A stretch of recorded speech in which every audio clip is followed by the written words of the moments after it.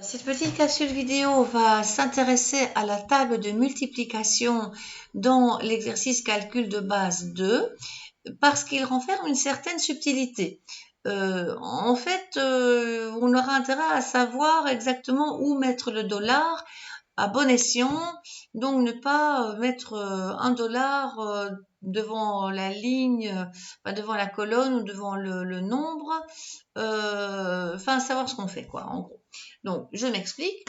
La table de multiplication, c'est pas très compliqué évidemment, c'est un tableau à double entrée où on doit aller faire, cliquer sur le 9 multiplié par le 3, je serai toute contente de voir que ça fait 27. Si maintenant je vais recopier, évidemment ça ne va pas très bien se passer, ça va pas du tout être notre table de multiplication habituelle parce que il n'a pas fait son boulot. Le B26 est devenu C26 qui est en fait 27, ça aurait dû être toujours 9. Et ici c'est pareil, c'est devenu donc D26 que multiplie le 25, donc ça ne va pas du tout, on doit toujours faire référence à 9. Et ce 9 c'est étant B26, donc on doit, en regardant un petit peu sa formule, si on ne comprend pas très bien, on doit toujours avoir ce B26. B26 pour le 27, B26 mais c'est foutu, c'est devenu C26, et puis on devrait avoir B26 mais c'est D26. Donc on se rend tout de suite compte que le 26 ne pose aucun problème, mais que c'est ce B qui devrait être bloqué. Donc je vais aller dans ma formule et je vais aller mettre $1 devant le B. Ça c'est une chose. Et maintenant je vais valider. Alors je suis très contente parce que normalement maintenant ça va fonctionner. Si je clique ici, voilà. Voilà, donc on a quand même bien la bonne multiplication. Maintenant, on pourrait se dire, puisque j'ai fait ces calculs-là, je signale aussi que les formules peuvent se recopier de haut en bas. Donc je vais repointer sans désélectionner, je vais y arriver, et je vais glisser vers le bas. Donc normalement, là, il recopie toutes mes formules. Mais nouvelle mauvaise surprise, ça ne va pas, parce que 8 fois 3, ça ne fait clairement pas 216. Il y a un léger souci. Et ce souci vient de quoi? Alors, il ne vient pas du 8 parce que on voit que c'est bien le B27 est bien resté respecté. Ça ne vient pas de ça. D'où vient le problème qu'on a 216?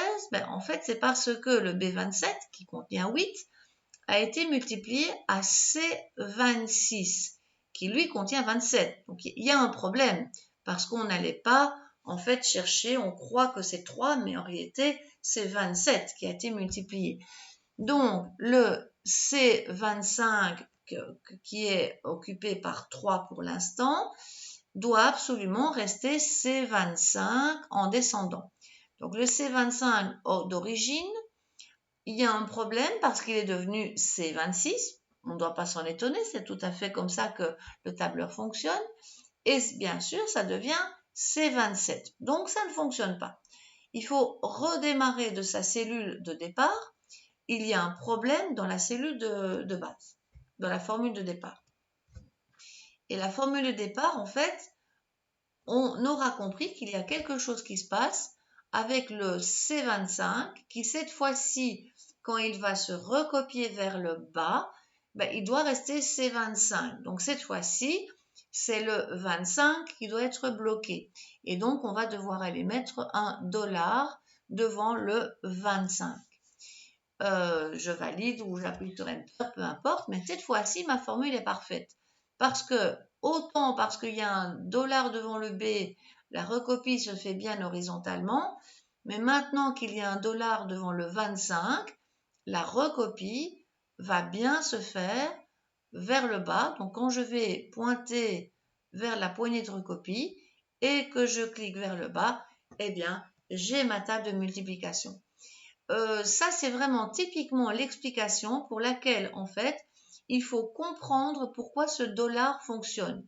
Parce que très souvent, et je vais faire un petit copier-coller de ce tableau tout en expliquant, très souvent, quand on comprend en surface la façon dont les choses fonctionnent, ben, en fait, on se trompe et on croit qu'il suffit de mettre des dollars partout. Donc, je vais effacer. Voilà, il me semble qu'ici, il ne veut pas que j'efface comme je veux, mais enfin bon, voilà. Je repars de ma formule. Et supposons que cette fois-ci, je me dise, mais non, tout ça, ça ne ressemble à rien. Je vais mettre mes dollars avec F4 ou des dollars partout. Donc, F4, pour rappel, c'est une façon d'aller mettre les dollars. Voilà. Et si vous avez toujours appris à mettre les dollars en disant, je ne regarde pas si c'est la ligne qui doit être bloquée ou si c'est donc la colonne qui doit être bloquée ou bien le nombre, ben, en fait, vous risqueriez d'être un peu trop généreux en dollars.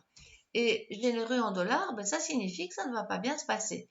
Parce que là, évidemment, va se passer le fait que vous avez beaucoup trop bloqué les choses, vu que c'est toujours 9 fois 3 qui va être tenu en compte, puisque là, pourquoi il a fait 27, c'est qu'il a pris donc il a pris ici dedans donc B26, je vais y revenir.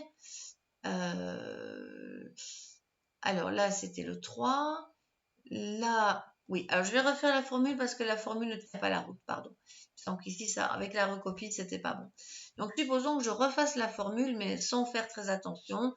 Donc du style, avec la touche fonction, je vais lui mettre, je vais être super généreuse en dollars et je fais donc le 9 fois 3, mais en étant généreuse en dollars, c'est-à-dire en mettant des dollars partout devant la colonne et devant le chiffre. Et là, eh bien, en fait, effectivement, il va pas faire ce que je veux de la même façon, hein, ça revient au même que tout à l'heure, mais au moins ce seront les bonnes références. Donc ici, il a pris G26 fois H25, mais ici, il prend aussi G26 fois H25 partout, partout, partout.